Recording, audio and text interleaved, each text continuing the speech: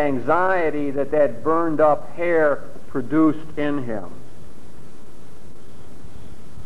Now, Teilhard was both a scientist and a religious person. He was, as he said, a son of the earth, interested in science, passionate about discovery and so on. And at the same time, he was a Christian, a believer, member of the church. His great problem in life was how to put his science and his belief system together, how to achieve a synthesis of those two things. And let me describe for you a little bit of how he attempted to do this. He began with this negative experience of the burned up hair and struggled from then on to try to figure out how he could make sure that things were immortal, imperishable, that things were lasting. He did that by looking at his world. He started out with the way he felt and thought about his world. He saw that world as an evolutionary process that began in great multiplicity. The image you have is of tiny specks of matter separated in vast spaces and distances. And that what God is doing throughout history is trying to connect in those particles, to draw them together in an evolutionary process in which things began gradually to get more complex and achieve greater consciousness until they would arrive at what he called the omega point, the fullness of consciousness and the triumph of love. I'll try to explain that a little bit as we go along, but that's just to give you some sense of this vision that he has of the evolutionary spiral moving towards a point of complete convergence and fulfillment. He began, as I say, with this scientific viewpoint. He began with this question of what he thought about the world. I'm going to read you a creed here. I'm going to read you about what he really believed, what his faith was in. Deep down in his guts, this is what he came to think about the burned up hair and the response to it. And he wrote this. This is from his little book, How I Believe, which is such a fine summary of his struggle to make sense out of his own faith. He said, the world, its value, its infallibility, and its goodness, that, when all is said and done, is the first, the last, and the only thing in which I believe. Now we're talking Jesuit, priest, Christian, Catholic, member of the church, and so on. You notice where he starts? The world and its value, infallibility, and goodness, when it's all said, is the first, the last, and the only thing in which I believe. It is by this faith that I live. A scientist, passionate about the world and evolution. In its most deeply buried form, faith in the world, as I experience it, a very personal statement here, is seen as a particularly live sense of universal relationships of interdependence. In other words, this first faith is that everything's united. It's interdependent, organically held together. As it goes on, and everything holds together. I am led to the conclusion that man, in virtue of his very condition of being in the world, possesses a special sense which shows him, in a more or less ill-defined way, the whole of which he forms a part. This cosmic sense, that's what he calls it, cosmic sense of this interdependence, wholeness, has degrees of liveliness and penetrative power that vary with the individual. In other words, some people see that interdependence, and other people are walking around thinking that we're all separated out. But the cosmic sense shows us that there's an inner unity, closeness that binds us all together. And he says, stage by stage, my faith in the world has taken a definite shape. It's not just a general belief in the world. What was at first a vague intuition of universal unity has now become a rational and well-defined awareness of a presence. Now he's figured out that it isn't just we're all united, but there's a presence that's uniting us. I know now that I belong to the world, and that I shall return to it, not simply, telling phrase, in the ashes of my body, the hair burning up, not simply in the ashes of my body, but in all the developed powers of my mind and heart. Final sentence, I can love the world.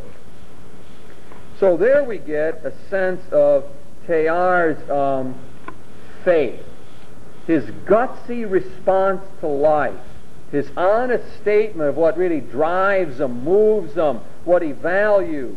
It's very much given to us out of his scientific mentality, out of his sense of the evolving character of the world. In other words, what does that world look like to him as he describes it? It is a world in which there's a presence that's pulling it together, trying to synthesize it.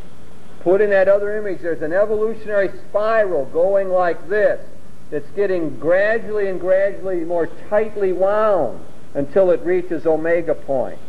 Put in another way, his law of complexity consciousness went like this, that as matter gets more developed, more structured, as our nervous system gets developed, that more and more consciousness can be present. The more that the animal kingdom developed the brain and the cortex, the nervous system, the more that the animal world could be moved towards consciousness. And his idea is that at some point, the great moment in history, that whole process reached a breakthrough point where the primates, the animal world, broke through to consciousness, became reflective beings. And his idea was that as time went on, that continued to develop. Human beings continued to improve in their consciousness. And that after we reached a certain point technologically, we began to make that complexity not in terms of a developed nervous system, because that seemed to reach a certain limit, but now there was a nervous system that spanned the globe in terms of the media, in terms of communication. Scientific development was the further development of the nervous system of the human race, so that our consciousness continued to increase. So Teilhard's notion is that evolution hasn't stopped, that you and I, the whole human race, continue to evolve always towards greater consciousness.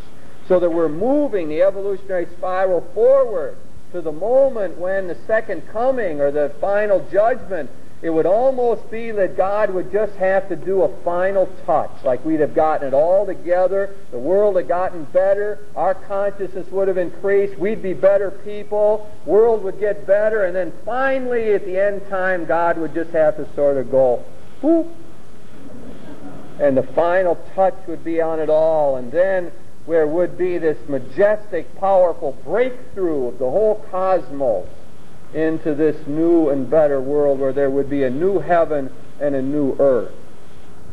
Teilhard was a religious visionary based on his science. Scientific community thought he was crazy a lot of times. He published all kinds of good scientific articles that were well received. But when he went off in this direction, Julian Huxley said in the introduction of Phenomenon of Man, he leaves a lot of us behind. They couldn't follow him at this point. They didn't know what this meant about this further evolution and this movement towards this point that he called Omega Point. Omega Point was the goal of the evolutionary process. It was when the work would be completed. He had another famous principle, not only the law of complexity consciousness, which is what I explained to you there, about the more complex, the greater consciousness, more that our media was developed and our science was developed, the more conscious we would become. Interesting to think of the computer revolution now in these terms. Teilhard would have eaten it up.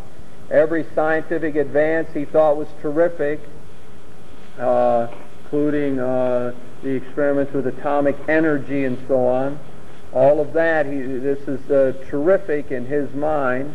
The other principle that guided him in all of that was the principle that union differentiates. Union personalizes.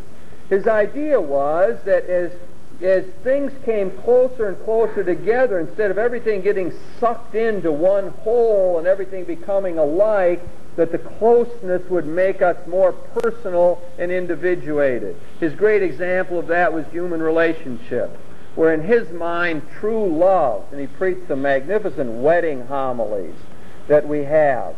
And his idea was that true love would personalize or individuate. It wouldn't smother. True love would help the other person to develop their own gifts and talents. It would individuate the two partners to the marriage. Love union personalizes became his other phrase.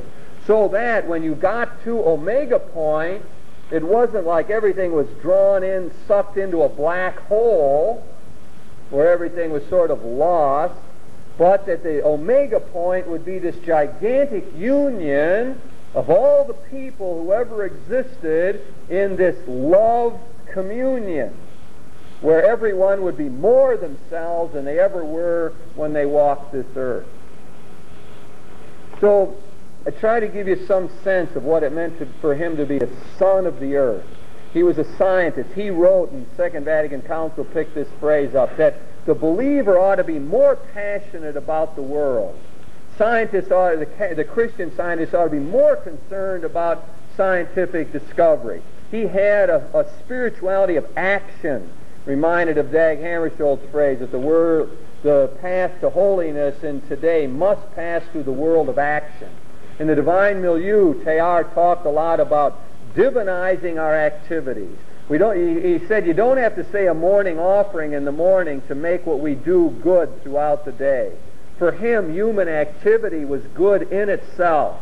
Didn't need to say a prayer to make it holy. It was, this life on this earth wasn't like basket weaving. It was cooperation with God in producing a better world. So his idea was that the evolutionary spiral won't move forward unless we're supplying the energy, unless we're really doing the job. So that we had the task of spreading this evolutionary process, and if we didn't do our part, it wouldn't get done.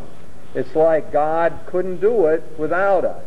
So the creation for Teilhard is something that's going on all the time, not something that happened way back in the beginning and then just left it. Creation is going on right at this moment in his mind as you and I cooperate with the presence, the power that is, to move the evolutionary spiral forward. Now, I could probably spell that out in other ways, but maybe you get the idea. That's his scientific side. It's an extrapolation from his studies of geology and paleontology, where he was convinced through study of the fossils that evolution was indeed how we got to be here, and he saw it as a continuing kind of process. Now, what was he going to do with that? This is the story of his faith now. The external events are small compared to the really important thing, what's going on inside him. So what's he going to do? He needs a way of looking at that, of comprehending it, of putting it in a larger framework. And he looks at his Catholic heritage. And he says, and he looks at that, he says, no way. This doesn't link up with my faith in the world. I go to school and they teach me that at the end time the world's going to be burned up. They tell me that my human activity isn't all that important. They tell me the world is a bad place, and every time you venture out into that world you become less human, that it sucks you down. They tell me that science isn't all that important. It's theology that counts. And I don't buy it. None of it makes sense to me. And so his reaction is he has to reject his Catholic heritage because it's out of sync with what's in his guts. His guts, which he trusts. You notice how he trusts his original intuitive experience. of his mystical experience where the world is one and united. And his faith, the belief system he got as a child and in the seminary, doesn't fit with that, and therefore it looks like he has to throw it out. Because he's going to be true to himself no matter what. Now what does he do?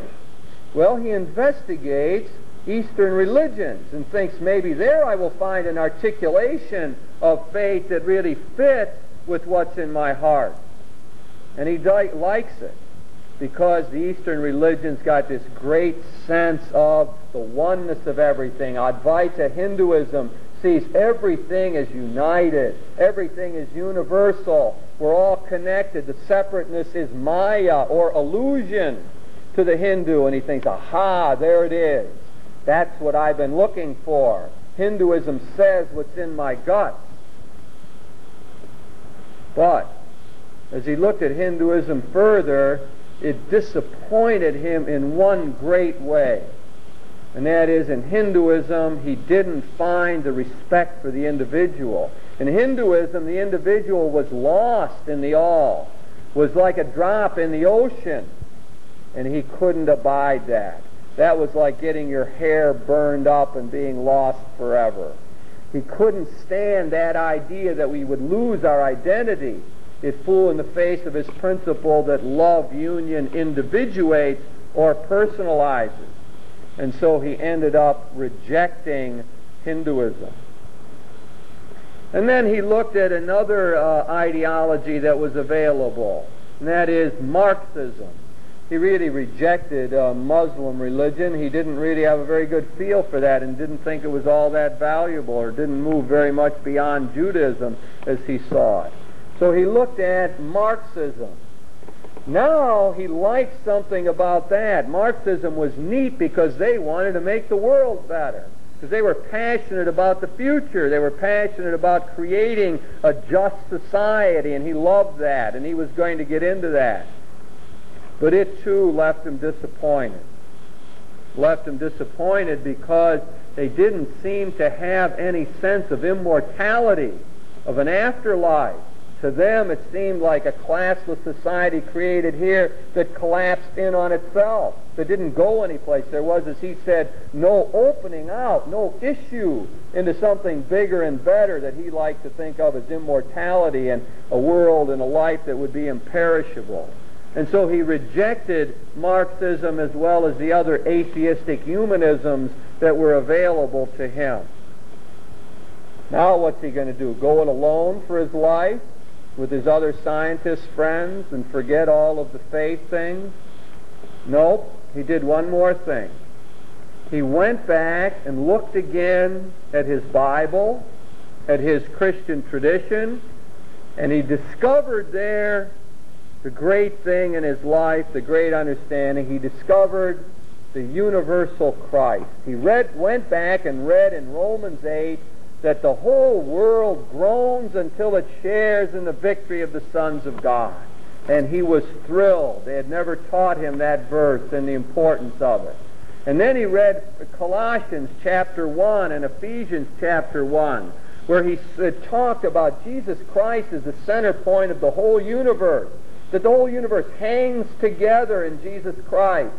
And there it was for Teilhard, the great eureka moment of his life, the great insight that moved him throughout all of his life, put in this way: the omega point that he had figured out existed from his scientific side and his studies.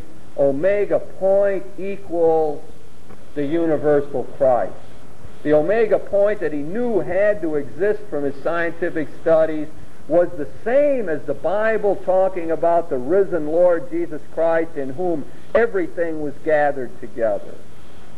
And he was off and running. That was what drove him throughout his life. That corresponded. That was a way of talking about what he saw in the trenches in the First World War, when he saw that everything hung together, the cosmic sense, interdependence. We're all one and not divided, and our deepest longings will be fulfilled, and every good thing we do will be collected, and there will be a final fulfillment for the longings of the heart. Everything he wrote from then on Everything that he did in his life was an attempt to get that idea across to people. He felt a universal mission to accomplish that. And he felt that terribly disappointed and rejected when he was not able to do that. Now, let's go back now to the question of faith and what all of this might mean for us. Now, when we look at the problem of faith today, the new situation is something like this. We used to live in sort of a set society and world buttressed by all kind of props that kept us on the right track and allowed us to hold our religion like this. What has happened, of course, in the modern world is that many of those props have fallen by the wayside. We are now in a pluralistic world. There are options available to us to choose against our received heritage, and we are forced to make decisions about all of that. That puts our faith into doubt. Our belief system now begins to be questioned in many ways. Many people who thought they would be secure throughout their whole life find themselves wondering and searching and questing. And so the question of faith becomes now hard, real, graphic, acute for many people, and for others it's sitting on the side of one's consciousness, just sort of lurking there with vague feelings of restlessness and wondering if I can be intellectually honest in holding my faith. Now, as we would begin to answer that problem, I think it is instructive to follow the model that Teilhard gave us. There's a threefold stage in his own development, if you will notice. One is a perception of the negative side of life. Things get burned up. The world is perishable. Then what follows next is an intuitive, gutsy sense of how to deal with that. As he said, his faith in the world. And as the third step, there is this attempt to figure out how that faith triumph over the negative thing can be articulated in a belief system. You follow? I'll go through those three stages now and invite you to go with me. And I'll tell you my own story with that, my own journey intellectually along that line. First, our negative sense of life. First remembered experience, I think, is often very helpful to get us in touch with that. You might try that for your first remembered experience and see if it gives you a clue about what you feel is negative about life. I give you some possibilities, some things that perhaps do end up really hurting us. There is, first of all, the sense of the incompleteness of human existence, that we really can't fulfill ourselves like we would like to. I'm walking around somehow empty, missing something. I'm going to tick off a bunch of these things, see if one fits you. That's the invitation here. Then there is the sense that I would like to know so much. You got this quest to knowledge, to grab onto, to know, to order my world. And yet, my great experience is I'm so limited. I can only read so many books. I can only master so many ideas. It's all so hard to do. There is the quest for love, to have the heart fulfilled, to have a love that's complete and whole, to have an ideal respondent that'll be with me and hold me in the tough times and share the joys with me when I'm feeling good. And yet the experience of life is that so often we can't find that ideal respondent. Perhaps for some people the problem is they would like everything to hold together, and it doesn't. Like the family to be united. Let's have harmony at the dinner table. Let's have the kids get along. Let's get along in our neighborhood and so on. Let's get along in the world. We want harmony. Keep it together. And yet people keep fighting, and families break up, and neighbors don't get along, and we suffer from world wars. Again, frustrating, negative sense about what is wrong with life. And then there is the great problem of absurdity in the world. The world seems absurd and difficult and doesn't seem to make sense. It's a world where 2/3 of the people are hungry right now while you and I have plenty to eat.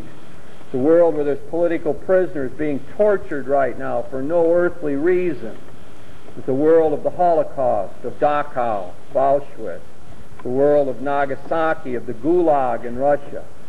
It's a world that doesn't seem to make any sense on the surface of things, in which absurdity seems so strong and demanding and powerful. Well, perhaps I could go on with the list, but I thought of one really important that so many people can probably plug into, and that is what I would call an abiding sense of unworthiness. The great negative thing is somehow I don't measure up. Somehow I don't fit the bill. I don't make it. I don't fit in. I'm not comfortable any place. I don't make the contribution I want to make. I can't do it. An abiding sense of unworthiness. So, again, I could give a lot more, but the idea is to figure out what bugs us most about life. What bothers us about human existence? What in our guts wrenches at us? Well, I can tell you my own sense of that. That is, I can go back to the experience as a tourist going through Dachau, and of just being overwhelmed by that experience. It still is in my consciousness over 20 years later. The Holocaust to me is the supreme irrationality. 6 million people wiped out and tortured in the cruelest kinds of ways, systematically, rationally. That is what just overwhelms me. When I belong to Amnesty International, they give me their material. I send in my money, throw it away, because I can't read it. I can't watch in movies the Holocaust and so on. I have to be careful of how much I look at that, because of the sense of the absurdity of all of that, the stupidity, the irrationality of the inability to get hold of that in any reasonable kind of way. It's too monstrous. I like to sometimes think that a person shouldn't talk about the Holocaust. The only proper thing is to keep quiet about it and reverence it, except that we have to remember it so it doesn't happen again. Anyway, my own sense of the absurdity of life. And I think that it's vital for people to be in touch with that. Good starting point. What bugs me most of all about human existence? What's most wrong with this world of mine, my personal life? And if you're in touch with that, and I strongly suggest that people would do this exercise at home afterwards, because I'm not giving you time to do it now, the second step is to figure out how we deal with that. And here is where I would locate faith as opposed to belief. I'm going to distinguish faith from belief now. That's the language used by Paul Tillich and Bernard Lonergan and Karl Rahner, people like that. I didn't make it up, but a distinction between what it means to be a person of faith and to be a believer. Faith has to do with our positive intuition of how to handle life. It's the deepest sense inside of us that is positive, that helps us deal with the negative thing that's going on with us. And so it might be something like this. For the person who wants to know more, they think, I can't know everything, but I'm going to be faithful to my drive to understand, and that'll be okay. I won't know everything. In fact, I won't know a tiny bit of it, but somehow that will be all right, and I won't give up. I'm going to continue to learn. And with the other person with love, they say, yeah, I found out my spouse is not the perfect lover, much to my chagrin. But rather than leave them, they end up saying, no, we're going to fight this out. We're going to try to make it work. I won't give up. I'll try to get as much love into this relationship as is possible. And that will be all right in some way. Take the person that feels the polarities of life, the splits, the disharmony that's around. They say, no, it's there. The family isn't as united as I would like it, but I'm going to pull it together. I'm going to try to do the best I can with it, and I believe that effort's worthwhile. And even though it tears at my gut, I'm not going to let it submerge me. I will stay above water anyway in this fight or in this process. And the person with the abiding sense of unworthiness says, yeah, I feel inadequate, but I'm going to get up today anyway. I feel inadequate, but I'm still going to go and do my job at work. I don't feel secure about myself, but I'm going to speak up in conversation anyway. I wonder if I measure up or not, but I'm still going to enter into relationships, still going to try to interact with other people despite that. And the person suffering from the question of absurdity may well say that despite all those evils, somehow the world makes sense. Somehow it all hangs together and has a final meaning or purpose. So faith is our effort, or it's not just an effort, it is a gift that God gives us all, of dealing with the primary negative thing that bugs us about life.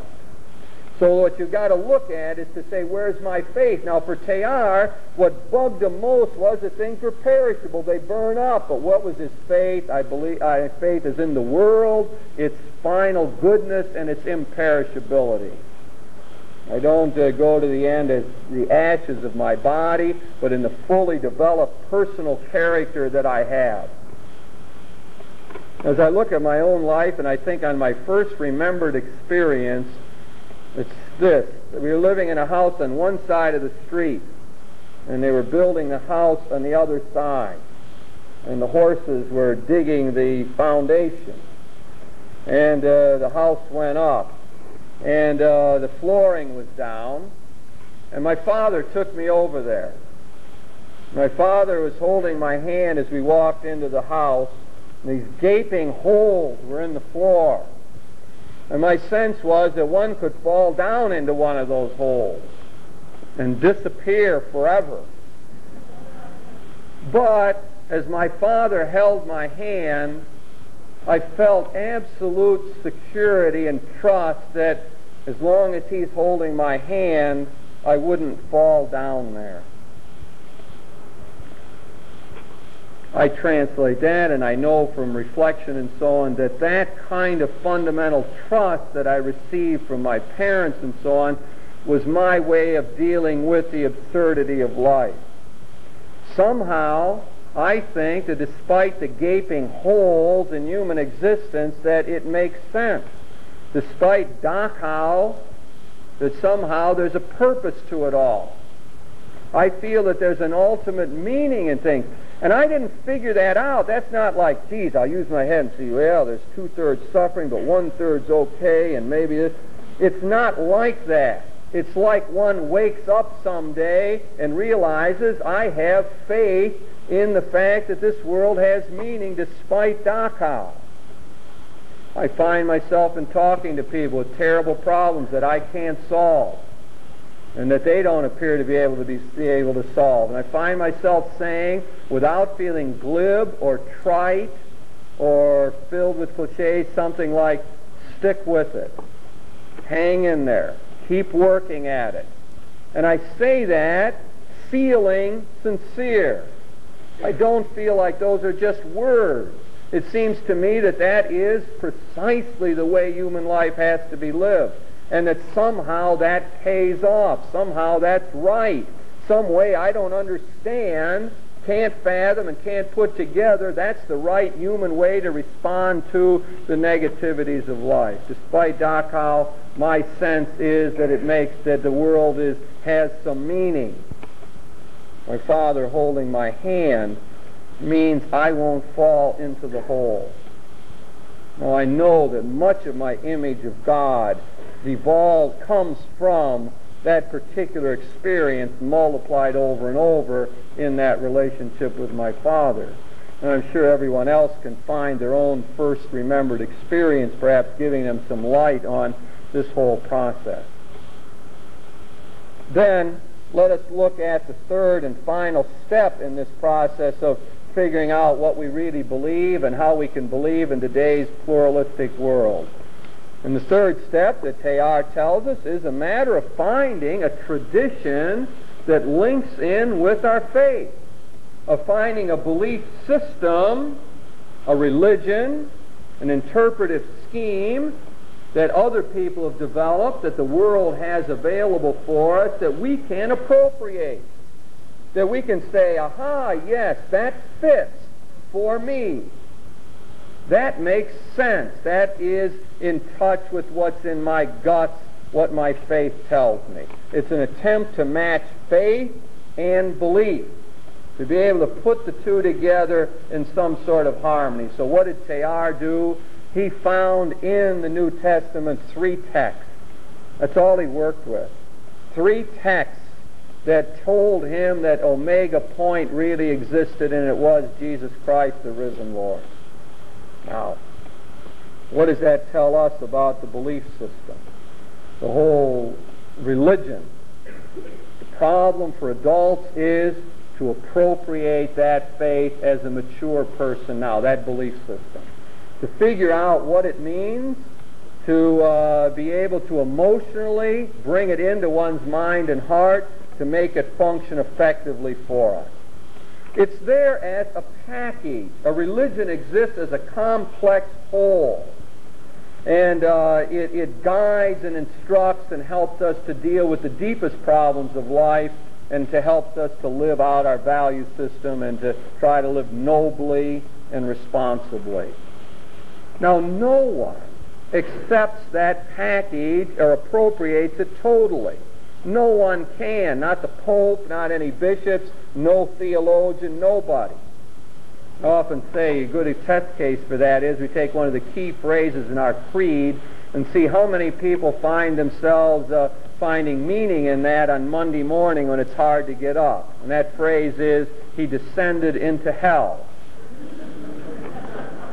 I don't know how many people who get excited about it or jump up and down or find that to be the linchpin of their whole faith experience.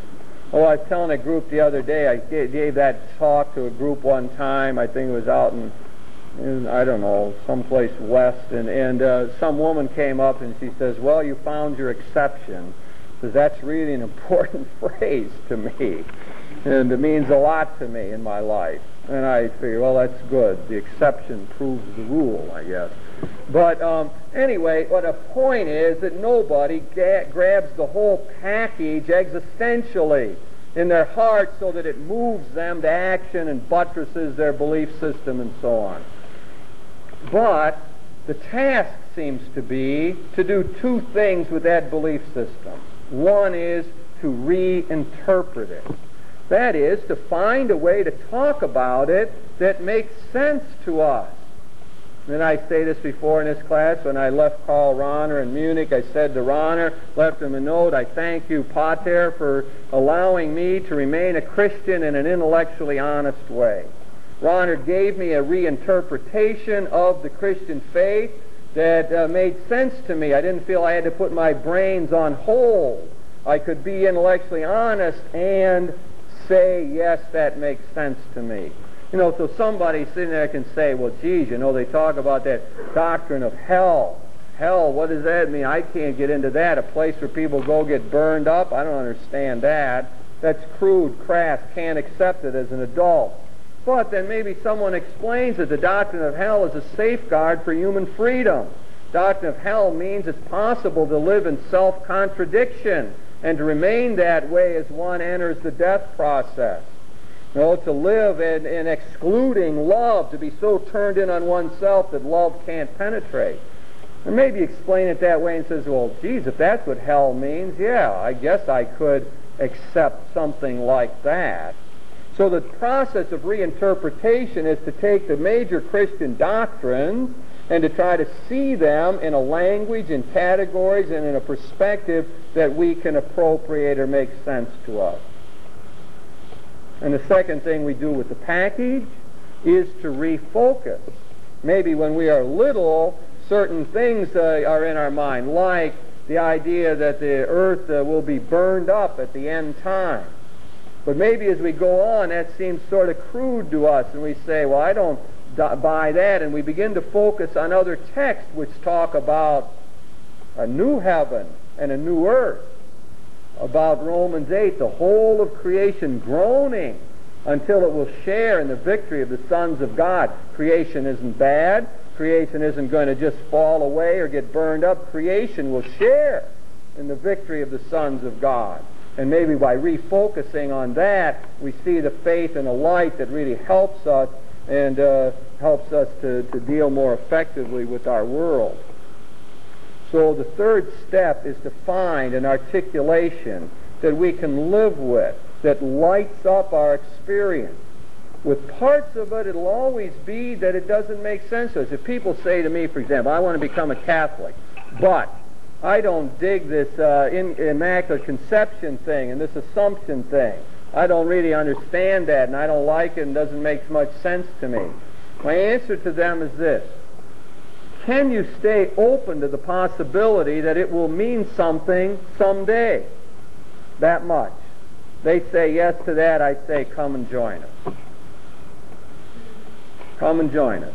No, that's all anybody in the religion is called upon to do. None of us understand the whole thing, but if somebody says, will you stay open to the possibility that there's something good or true there that could mean something to you someday, then that's sufficient. Sufficient, I think, to be able to be a member of this group that holds this particular package or interpretive scheme. The idea is to get faith and belief in sync. Now, do you notice the difference here? Most people who attack this problem of what do I believe and how can I believe do it the other way. They take the religion that was given at youth, take it, all that training, the grade school, the church, confession, dark boxes, all that stuff, that whatever, and say, now, how could I apply that now? I say an effective way of dealing with it is to go exactly the opposite way. Set that aside. Start out with what's in here. Start out trusting our own experience and intuition. Start out with what bugs me most about life. What causes me great difficulty. And then to look at a way in which I triumph over that. Then after I've got that in place, then I could look at the tradition and say what in there can buttress that, what in there articulates this faith that's in my heart and in my gut. So if someone says to me, why do you tell me to hang in there? Why do you say to stick with it? Why do you say you think life has meaning despite Dachau and Auschwitz? The best I can do is to tell the story of Jesus and to say there was one man who faced the absurdity of life, terrible absurdity of his friends turning against him, of his cause looking like it's down the drain, of being condemned as a criminal when he didn't do the things they accused him of doing. A person who went to his death in darkness. Father, why have you forsaken me? And yet a person whose life story turns out victorious, who because he emptied himself was filled, because he gave himself up was raised to life, one who continues to live the glorified life. Because there was one guy who took on all the absurdity of life, including death, and triumphed over it. That's the simple story that would help me to articulate what's in my guts already, that's a gift from someplace I know not where. That is, that life makes sense despite its absurdity. So what has Teilhard done for us? He suggested a model for checking out our own faith. He's given us a paradigm, if you will, for checking out what's going on in our hearts and guts. He suggests a process that we all need to do in one way or another. That is, getting our faith in sync with our belief system. I think with that, I'll conclude, and we'll take a couple-minute break, and then we'll come back and entertain questions about that.